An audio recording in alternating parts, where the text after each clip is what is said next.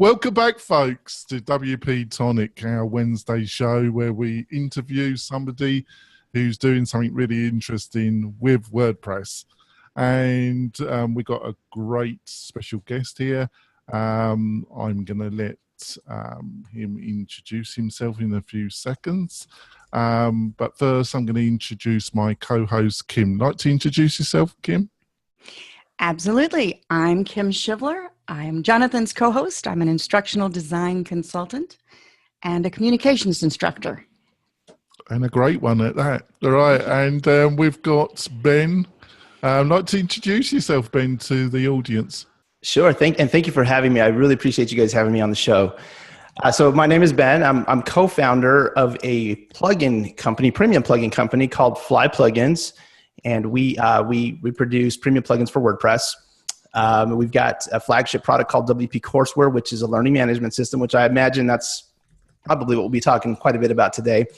We also have a plugin called Churnly. Not too many people know about Churnly. It's a plugin that helps reduce churn, credit card churn.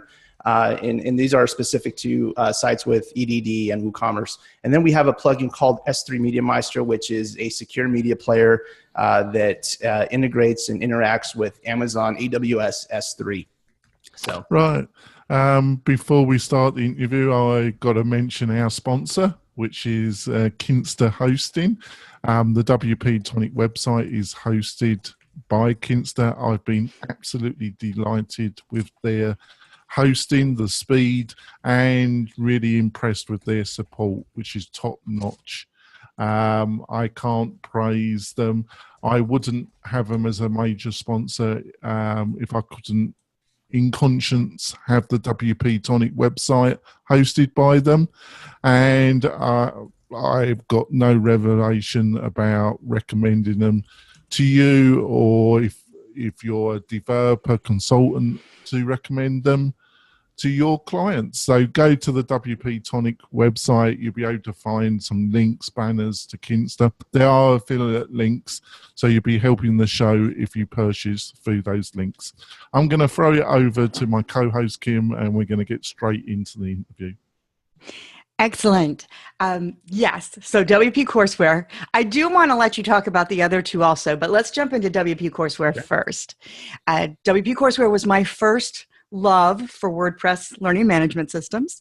Awesome. It's the first one I used. It's the first one I taught. It's the first one I talked about at WordCamps. Oh, thank you. Thank you very much. And it's a wonderful plugin. I have to say that a lot of my business lately kind of moved away from that because it was requiring more complexity.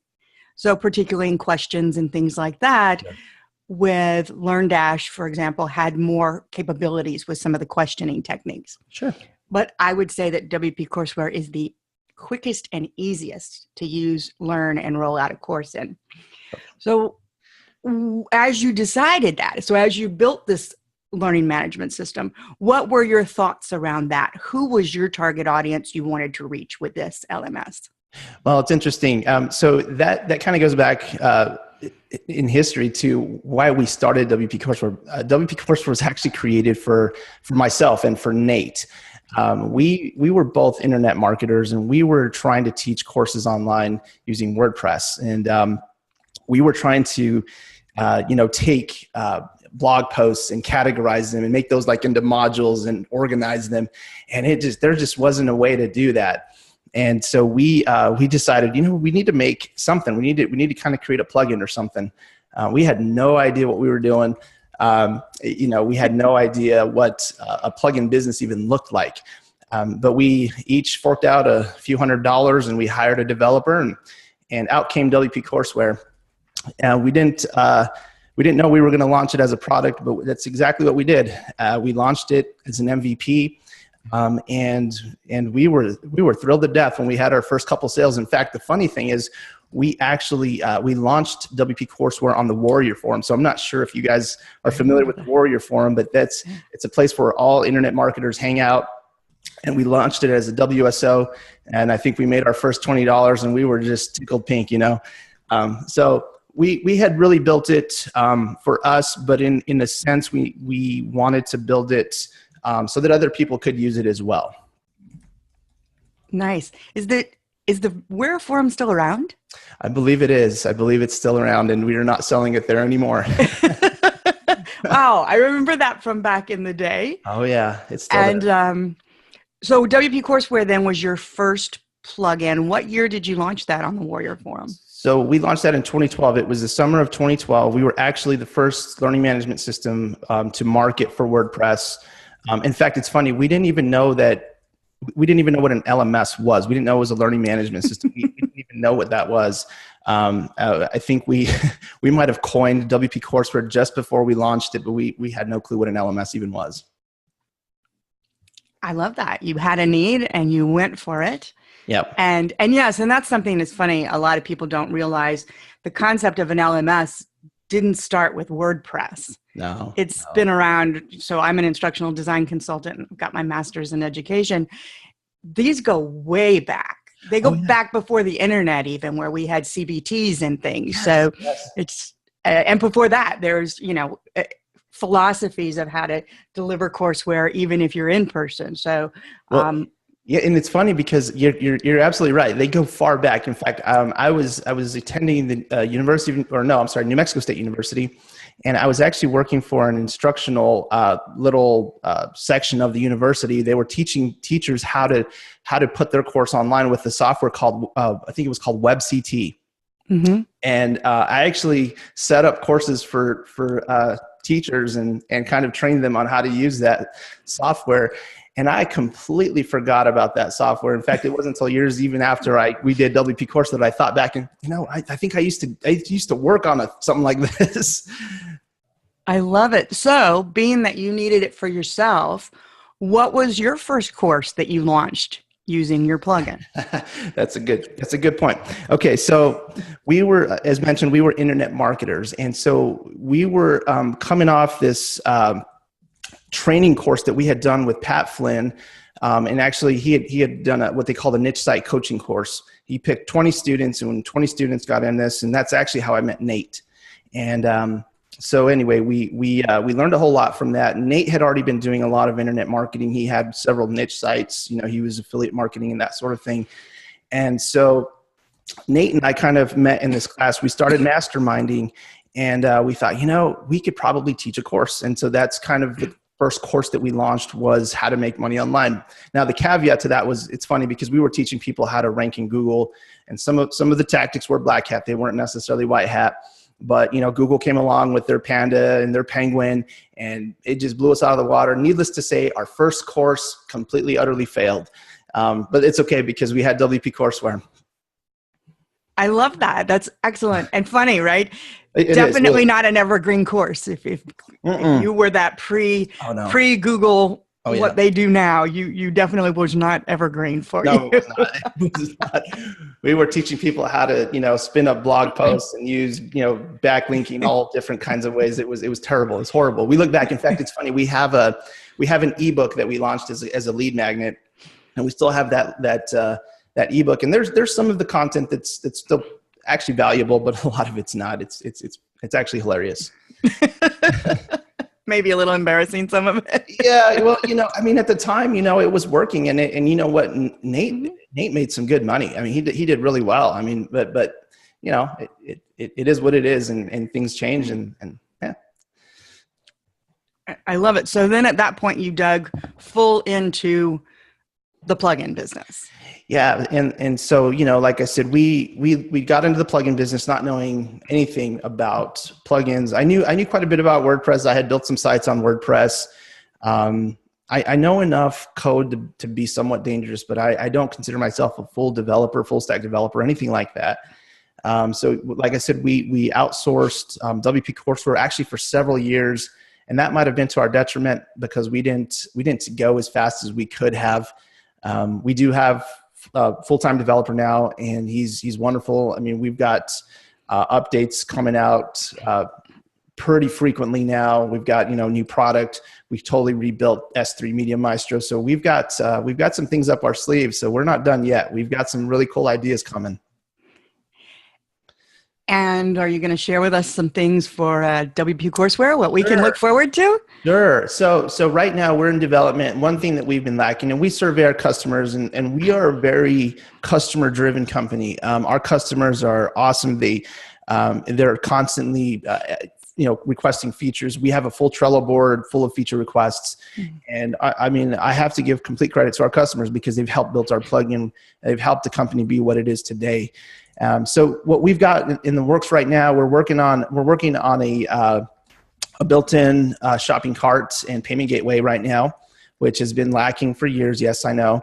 The next updates should have some really cool stuff with our UI. We're going to make a major UI overhaul in our next revision. So this revision will be just shopping cart, payment gateway, and the next one is just going to be a major overhaul to the UI.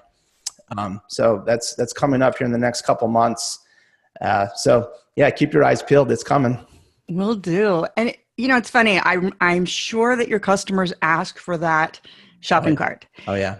However, I'm going to tell you, for me, that was never the drawback. And the reason is that when I teach people to build online courses and learning platforms, I specify that we build out a whole platform, which includes a membership piece. Gotcha. Because there are pieces, if you think logically about a class, there are pieces that belong in the class. That's the step-by-step instructions. Yes. And there are pieces that are resources that belong in, quote, like the library, if we were going to think of traditional school.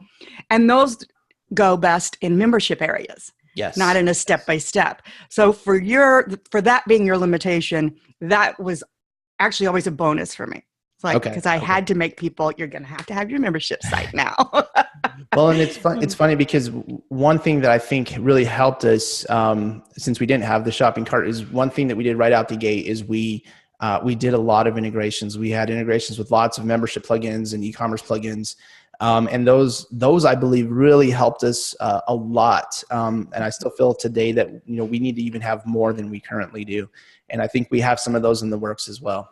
Wow. Yeah, you have, I say this all the time when I talk about the differences, you have the most integrations of anybody I've seen out there. And they, not only do you have the most, every one of them I've worked with works very well. Oh, thank you very much. Thank you. No, yes, that was one of our goals. I mean, one of our primary targets is to target entrepreneurs, just the solopreneurs and entrepreneurs that just, have some knowledge or skill set that they just want to share and sell. And we wanted to make it as easy as possible. And we realized that people were already using a WooCommerce or an Easy Digital Downloads or MemberPress or Wishlist, back when we started. Wishlist was the big one. And so we wanted to make sure we had integrations with those, and we didn't want to charge for those. Obviously, we wanted to get those in the repo and just let people get those for free. And so we want to create some more, and maybe at some point too, we want to get some deeper integrations with, some of the bigger ones that have a few more downloads. I think, PM Pro has a few more downloads than, MemberPress and WooCommerce, obviously. I mean, that's the big one. So maybe even get some deeper integrations with those as well. Excellent. Well, as I said, I'll be interested to see what you have, because right now they work beautifully. I used to always do PM Pro and and WP-Courseware, and then BBPress. Those were my go-tos. I have moved since to MemberPress because of the functionality. People in my group don't buy necessarily a package where it's level A, level B, level C. They might buy this and then that and then the third thing, and they're very disparate. And PM Pro can't do that. So yeah. That was where I focused on MemberPress and also the corporate sales. MemberPress, I can actually sell to a company, and they can manage their own users within my courseware and my installation, which is okay. I love that. I didn't realize MemberPress had that functionality. In fact, because we had some requests with iThemes Exchange, which is no longer iThemes Exchange. It's Exchange WP. They got acquired, but right. I think they had a plugin called Umbrella, and it did the same exact thing. And that's one thing that we actually have. It's one of the requests we have from our users is for companies to come and buy in bulk and then be able to set up separate member accounts for each one of their users so that they can come in and take courses. So we love that idea. I can show you how to do it in MemberPress because you already worked with them. Yeah. Oh yeah. No, MemberPress are great. We were at WordPress, or I'm sorry, WordCamp US this past year, and we got to meet Blair Williams from MemberPress, and we had lunch with them. And so, yeah, we definitely want to do some work with them. Sounds great. I think we're coming up on our break, and I need to hand it over to my host, Jonathan, who I'm sure has questions. Okay. Yeah, I think we're getting close there. It's been a fascinating conversation. We're going to go for a quick break, folks, and we'll be back in a few moments, and we'll be talking to Ben and delving more into what we've been discussing, basically. Back in a few. We're coming back. We've had a fantastic conversation with Ben. I want to delve into a little bit of the business side of it. Obviously, you're quite an established plugin shop now.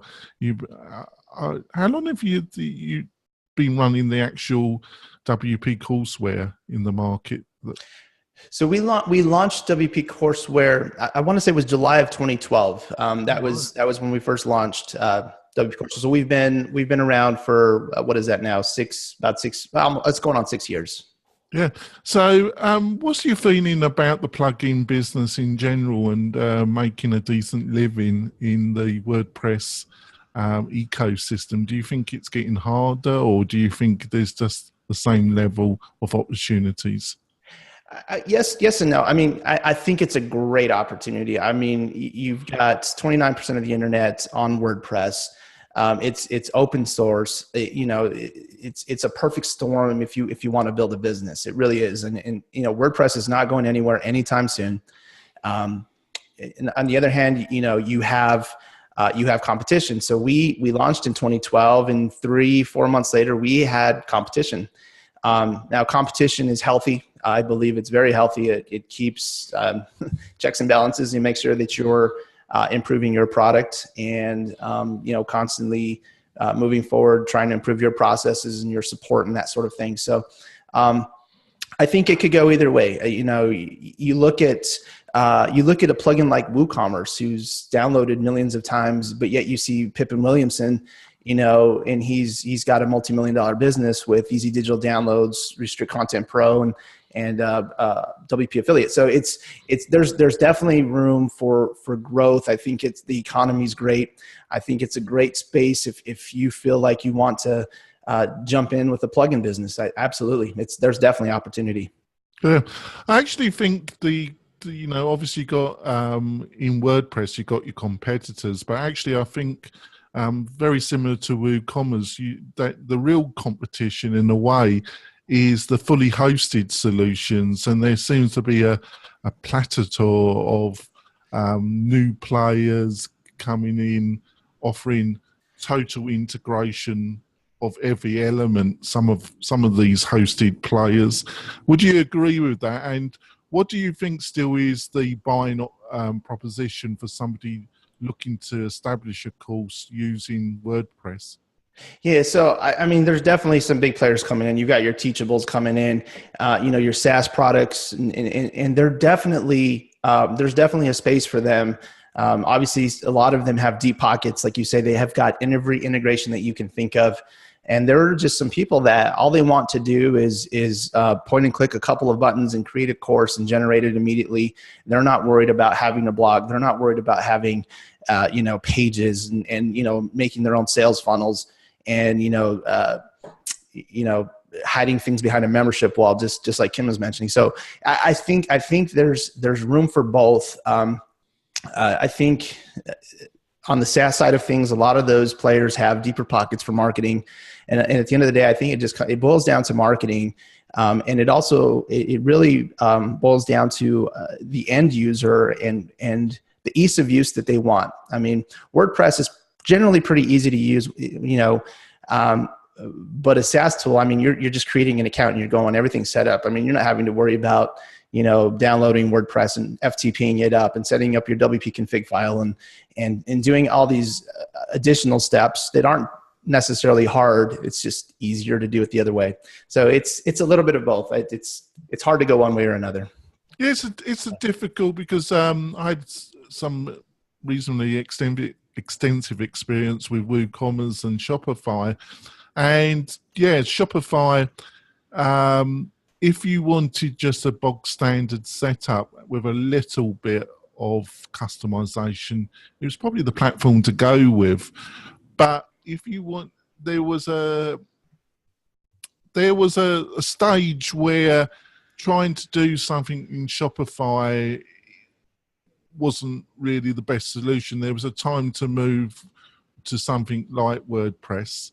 But where that stage was hard to identify because it was at each personal stage. Would you agree with that? And secondly, how important for a course, somebody that's generating income that wants to move their course to the next stage, to have the ability to customize the experience to a certain degree? Yeah, I mean, I agree. I totally agree with your statement. It comes down to a personal level, where what you feel comfortable doing. And even sometimes can come down to, I think, a time issue. If you just have a lot of time where you're able to customize things and work through all the little idiosyncrasies of WordPress, I think that's for it's a personal opinion, I guess. At the end of the day, it's what do you want to do, and so I think for the most part, people that want to take their courses to the next level, customizing their courses, I think they're doing things like maybe trying to break out their courses into maybe selling modules, or even doing course pathing where you take a course, and if you pass this course, you go to a different course, or things like that. There's some really deep customizations that you can do. And I know that some of the other competitors may have that ability. I know some of the SaaS tools do definitely have that ability. But at the end of the day, it's personal opinion. How do you feel? How easy do you want your course to be? How customized do you want it? How much time do you have? And those are kind of I think the big decisions that people have to make. So do you think online education the course industry, which is a multi-billion industry and growing, do you think it's at its high water level, or do you think there's a lot more growth and potential in online education anyway, Ben? I think it's just starting. I think it's just starting, to be honest with you. I mean, as we mentioned before, I mean, online courses go way back. I remember doing CBT nuggets and things like that, or the web CT type stuff. And I think now we're just seeing these technologies with LMS tools. And I think it's just starting. I think online education is a big deal because it also goes to talking about distance learning. I mean, people that, don't have access to a college or to a school, but they have internet access or even just mobile access. People are taking courses on their mobile phones. One thing that parents are probably going to hate me because I say this, but I think education is very important, but I don't think a university or college is always necessarily the vehicle that gets you that education. I don't feel that way. And I think you have things like lynda.com. And if you want to learn about Photoshop, you can go and you can take, various courses on Photoshop and get well versed in that without going to a $40,000 a year college to get that education. Yeah, in some ways we've had these discussions on the show as well, Ben, and I agree with you. It's a very tricky area because I think the best scenario is that people learn in various different ways, mm-hmm. and also having a very diverse environment. I think utilizing online, the best scenario is to utilize online courses, but also have that ability to have a face-to-face, either online or in person with a mentor instructor, if possible. And funny enough, I've said this a few times, one of the leaders in this was in Britain, actually, Ben, in the Open University that still operates quite extensively. So it's an interesting subject. So I agree with you with the growth. How do you think you are positioned to capitalize on this growth with WP Courseware? Where would you hope to be in 5 years' time, Ben? I mean, honestly, we want to grow WP Courseware. I mean, our goal. I mean, it's just our company goal is to have the best of LMS on the market. That's our goal. I mean, obviously, however you look at that could be subjective. I get that, but I think in 5 years we'd love to have a full solution where people can just create courses, but not just create courses, but have the ability to do it within ease, just it's super simple. I like keeping things simple. I know that user interfaces are a big deal, and that's kind of why that next project that we're going to take on has to do with our user interface. I had a sweet lady come to me at one of the WordCamps, and she was so nervous to talk to me. I guess she knew who I was. I had no clue who she was. She was a WP-Courseware customer, but she was so nervous. But she said, your plugin is so difficult to use. And she was so nervous talking to me. And I told her, I said, I completely agree with you. And I don't know if that's the response she was looking for. I sat down with her for 5 to 10 minutes and I just showed her a couple different things, and it really helped clear some things up. I do realize that there's some things that we need to do. And this could be some of the reasons that, people that have moved away, like Kim from our plugin. And we realize that when we want to be able to retain customers, obviously, but at the end of the day, we want to give them the best experience possible. Well, I think it's, in all fairness, I think it's difficult, really, Ben, because actually it's great when you have people coming up to you in a WordCamp like that, because it shows passion, and really that's a great sign, isn't it, when your user base are really passionate, aren't they? When they don't care, that's when you got a bit of a problem, haven't you, Ben? Right. No, that's true. The second thing is obviously the more feature rich it becomes, the more complicated it becomes. So there's a duality there that you're always struggling with, isn't there, Ben? It's true. You're right. But see, I didn't really talk about my background. I used to be in IT before I got into entrepreneurship. One of my previous duties was a desktop engineer, and I used to automate software installations, do desktop automations and that sort of thing. So one of my biggest things with WordPress and plugins, and to make things easier, is to utilize that automation. I mean, it's there, and it's there for a reason. We can automate different functionalities, set up, simple things like when you install a plugin, it sets up the correct pages for you, or, maybe installs a demo course for you. I mean, just little things like that, and tweaks that just make things easier for the end user. At the end of the day, I understand that you can't automate everything, and you can't satisfy everybody, but to have that, I like simple, I like automation, and that's just kind of my passion with the plugin, and making that plugin just really functional for the end user. Yeah, so comes to mind the way to deal with increasing features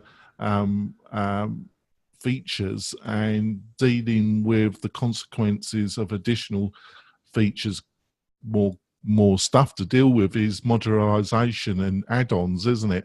So you have your core product, and then if people want to add additional functionality, they can bolt it on, can't they? Yes, and yeah. So you know that's the beauty about WordPress, right? Because everything's extendable, and even with WP-Courseware, that's one of our goals. We're in the process, and I guess I didn't mention this. We're in the process right now of doing what we call our 5.0 build. At the end of we're in our 4 version right now, but when we reach 5, it's going to be a fully rebuilt plugin. And one of the things we're doing in the background, in the back end of things, is we are trying to add in filters and hooks in any location possible, because we want to provide a full developer documentation, online documentation, so that people can extend the plugin, and it's not difficult to do that. We push off a lot of people that want customizations. I send them to Codable or Upwork, and I hate to do that, because there could be some easy filters or hooks that I can just point them to get that functionality that they're looking for. So that's one of our goals, is definitely to get that extendability just for our plugin itself. That's great. I think we're going to wrap up this part of the show, folks, the podcast, but we're going to continue the discussion with Ben, which you'll be able to watch on the WP-Tonic website, with all the links to things that we've discussed, with the show notes. And like I say, you'll be able to watch an extended conversation between me, Ben, and Kim on the website and on our YouTube channel. I'm going to let Ben tell how people can find out more about him, and then let Kim do the same. Ben, how can people find more about you, your company, and your products? Absolutely. So if you head over to flyplugins.com, that's our umbrella brand for all of our plugins. You'll find WP-Courseware, S3 Media Maestro, and Churnly, all on flyplugins.com. You can find us on Twitter. It's just @flyplugins. Our YouTube channel is just, I believe it's just Fly Plugins is the YouTube channel. So you can find us in any one of those locations. And yeah, we'd be happy to answer your questions. And we'd love to serve you and help you in any way we can. That's great, Ben. And Kim, how can people find out more about what you're doing, Kim? You can find me at kimshivler.com or on Twitter @kimshivler. And I'd just like to say Kim's agreed to write a few posts for the WP-Tonic about learning management systems. So look up for that on the WP-Tonic site, and we'll be writing a lot more about learning management systems and WordPress ourselves. I think it's been a great influence. What does WP-Tonic do? Fundamentally, it's a support service company that does development as well for business owners, but it has that emphasis of learning management systems and membership plugins, customizing the website, plugins, functionality. So if that's of interest, go to the website and find out more details. Like I say, we're going to wrap up this interview. And like I say, you join us on the bonus content. We'll see you next week, where we'll be talking to somebody who's a kind of WordPress junkie doing something interesting with WordPress. See you next week, folks. Bye. Right, on to the bonus content. You want to take over, Kim? Yes, I do. I have more questions. Well, first, just so you know, Ben, I didn't leave WP-Courseware. I still use it and I still teach it. It's just a lot of times I get pulled off on something that needs more complexity. Sure. That's already built into something else. And as opposed to having someone build a customization, I go with what's out of the box. Sure. So just so you know. Okay. I still love it. I still use it. I just logged in and checked. I've been a customer since 2013. Hey. So you weren't that old. So yeah, and when I started. You must have taken advantage of our unlimited support and updates, because we didn't have our recurring subscription model at that point. I must have bought in at some point, because I do get charged. Oh, okay. And I'm happy to. I'm absolutely happy to. Okay. So, but we can look at that later. But yes. I'll check that for you. I'll definitely check that for you. So I wanted to talk about the S3 Media Maestro, which is, it's a secure media player, correct? Yes, it's secure media player, so it'll do video, audio, but the other cool thing it does, and many folks maybe don't realize that it does it as well, but you can do downloads too. So any content that you store up on your S3 account with AWS, you can either view it as a video, audio, or you can download a flat file like a PDF or whatever you're storing up there. But you can set it where they can't download to. Or can you? So, right. Okay. So with the video and audio, they cannot download. Okay. Now, let me dig into that a little bit, because it gets a little bit sticky with how security works with HTML video and that sort of thing. So with video, what we're doing is we are encrypting the URL, and it has an expiration. So when the page loads, that unique URL gets generated. Now, if somebody goes and hunts down the code, obviously they can inspect the page and they get that URL. That URL is a live URL. If they paste it into the browser, it will work, but it has an expiration date. It's a ticking time bomb. So as soon as that expiration hits, that URL can never be used again. Now, for the person who's actually on the page viewing the video, let's just say that the page loads, they didn't click play on the player, and the expiration hits. Now, when they click play, it will not play. But if they refresh the page, a new URL gets generated with, ticking time bomb kind of thing, and they can view the video. So that's kind of how it works. Now to jump onto the video side of things, by default, HTML players offer the option to download the video. So with our player, we're using Media Elements JS, and we don't have a download button. In fact, you can't even right-click on the video. So those are just some of the security things that we've done. We've got a couple more things and ideas what we can do to even lock it down just a little bit tighter, but that's kind of how it works today. So if you were embedding, for example, your video into something hidden behind a membership portal, Mm-hmm. if someone shared the link for the video, it would still play. Until that if they expiration dug through hits. that. Right. As soon as that Okay. expiration hits, then it's done. Okay. Excellent. Yeah. That's what I wanted to know, because I'm always, so for myself, I tend to use Vimeo Okay. for my private videos, YouTube for my public ones. And so I was just I'm trying to think through my own mind as to how they compare. So one cool thing that we've done with in recent versions of S3 Media Maestro, and this goes back to our 3.0 release, which was a full rewrite of S3 Media Maestro. We did a really deep integration with Amazon S3. So basically, you take your API keys and you pop them into the plugin, and then you have full functionality in there. You can create buckets. So on Amazon S3, they call them buckets. It's kind of like your root folder, and then within that bucket, you can create subfolders. So you can do all that within the plugin. You can upload directly from the plugin, and it's pretty fast. I mean, you can get files up there fairly quickly. What we want to do next, there's already some limited CloudFront integration, but we want a fully integrated CloudFront portion in there, because a lot of people are utilizing CloudFront to connect to their videos and audio files. Excellent. And this has, so I'd like to point out to people, because some of my customers, they need to listen to this. You mentioned audio. Yes. Also, because that is a challenge for people who, for example, there's not a competitive to Vimeo that's audio that locks it down, other than now I'm knowing this does, because,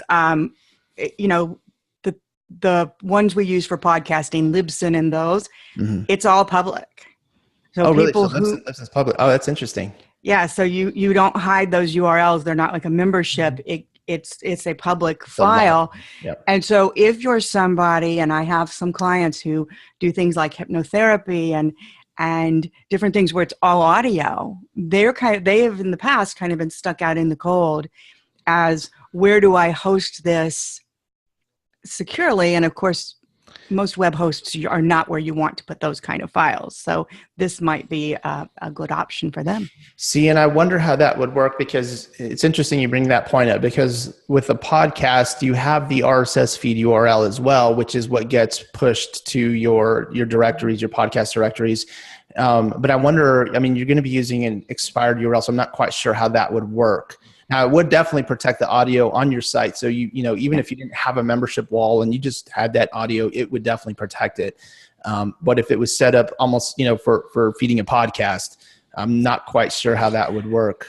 Oh yeah, no, I'm saying, I wouldn't say to set this up for a podcast. I'm saying, I'm sorry. The only option right now for most hosted audio, other than this, is the podcasting options, but those are public. Right. This is the first thing I've heard that's audio lockdown as secure, as opposed to just video, just video. And so, for example, if you do a search on an audio competitor to Vimeo, you will find tons of people searching and very few answers. Well, and the interesting thing too with AWS S3 is so cheap. I think I don't quote me, but I think if you do a search, I think it's like 2 cents for a gigabyte. I mean, it's so cheap. So that's kind of one of the reasons we picked AWS as using that API to secure your audio and video. It's so clunky. Like when you use their interface, Amazon's interface, it's a little bit clunky to get videos up there and upload and create buckets and all that sort of thing. But that's kind of why we wanted to do it all on the plugin side and just make that experience easier for the end user. And it's a perfect companion plugin to WP-Courseware, really, isn't it? Yes. The other plugin about the shopping cart abandonment, that seems a more slightly diverse path from the other two plugins. But I suppose membership you're saying that in the next upgrade of WP-Courseware, you're going to have a shopping cart. So I suppose it has some relevance even to that, doesn't it? It does, and it does. Currently, what Churnly does is it integrates with Easy Digital Downloads and Stripe, or WooCommerce and Stripe. So if you're and actually let me rephrase that. It'll integrate with Easy Digital Downloads plus recurring plus Stripe. And on the WooCommerce side, it's WooCommerce plus subscriptions plus Stripe. So you have to have the recurring model already set up. And so what Churnly does is it just kind of it really integrates with Easy Digital Downloads. And what it'll do when a renewal comes about, our plugin will go out and do a live check with that credit card to see if it's expired. And if so, there's a canned email that you create that will get sent out to the end user. They click the link and come back to your site. Now, the beautiful thing is that they come to your site, and right on page, they don't have to log in. They just get a credit card form. All they do is update it, click update, and it's updated. There's no logging in, and it's totally secure. And it works the same way for either EDD or WooCommerce. Oh, well, that sounds interesting. And the reason we built that one, again, it's for our personal needs. We were just finding that a lot of people weren't necessarily not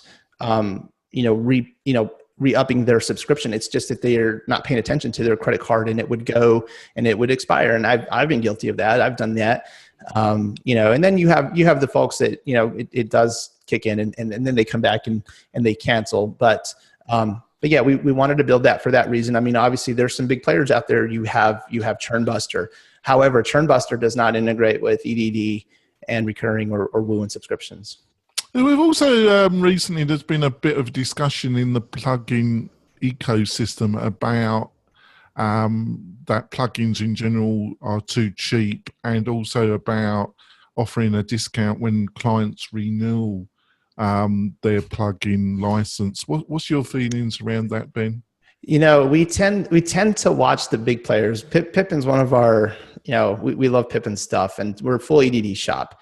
But what's interesting is, when we talked to Pippin, in fact, it's funny, when recurring got its rebuild, we were in discussions with Pippin because we were actually kind of helping test that out for him.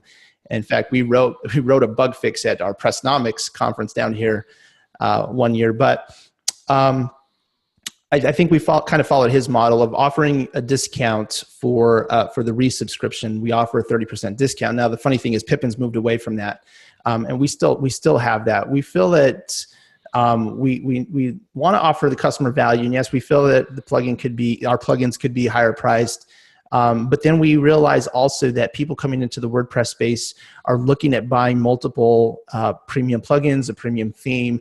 And so they're spending quite a bit of money up front on that. So it's kind of a hard balance. It's a real hard balance. Obviously, we would love to charge more if we could, but we feel that we charge a very fair price for what we offer. Yeah, I'm slightly different to some of Pippin's, because I think the annual, if you're renewing and you're going to pay it, just like in the SaaS world, not always, but normally I look for SaaS products that I will use, and then I go for the pay for annual subscription. Yep. And yep.